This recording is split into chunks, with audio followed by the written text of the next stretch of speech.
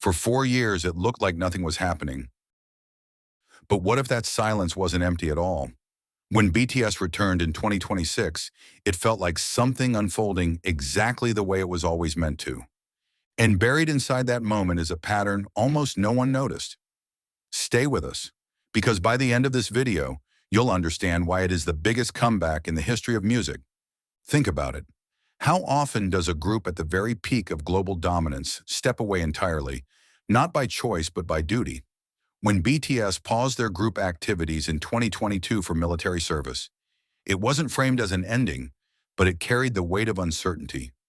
Fans held onto memories, replayed old songs, followed solo projects, and quietly asked themselves, will it feel the same when they come back? Or will something be different? By the time mid-2025 arrived and all 7 members reunited, the anticipation had transformed into something deeper than hype. It was emotional, nostalgic, and almost sacred. Old fans returned with the same devotion, while new ones, who had discovered BTS during the hiatus, were ready to experience their first real-time comeback. And then came March 20th, 2026. The release of ARIRANG. It didn't just break records, but redefined what a release could be. Within minutes, it became a million seller. Within a week, it crossed 4 million. Every track did more than just perform well. They dominated, occupying entire charts as if no other music existed. The lead single, Swim, did more than climbing its way to the top. It arrived there instantly, debuting at #1 on the Billboard Hot 100 like it had always belonged there. But numbers, as staggering as they were, only tell part of the story. Because this wasn't just about charts or sales, it felt like a global event unfolding in real time. The comeback live show drew 18.4 million viewers on Netflix, lighting up screens across continents simultaneously. Imagine that for a second. Millions of people, in different time zones and different languages, all watching the same moment together. When was the last time music felt that unifying? And then there was Seoul, a city used to energy, crowds, and global attention. But even it seemed to shift under the weight of BTS's return. Hundreds of thousands gathered, security tightened, and infrastructure adapted.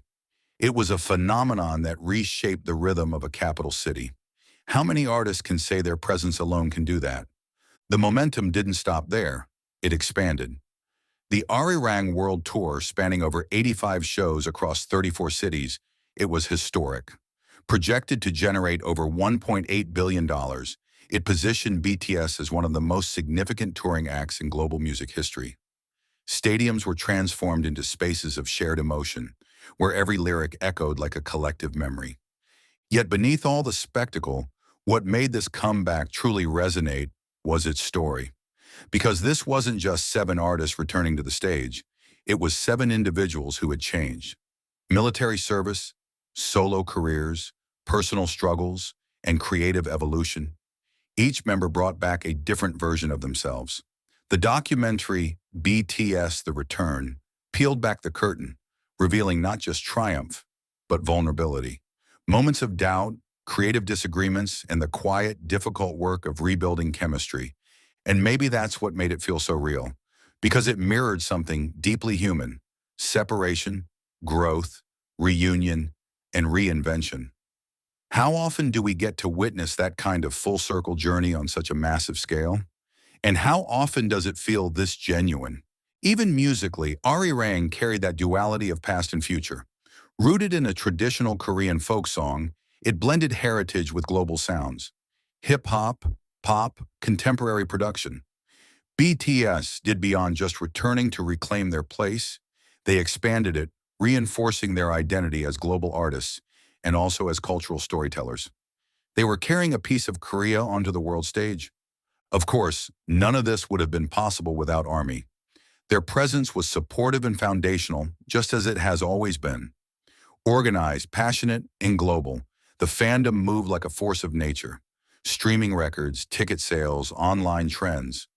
ARMY didn't just react to the comeback, they amplified it, turning moments into milestones. And then there's timing, the invisible factor that often determines impact.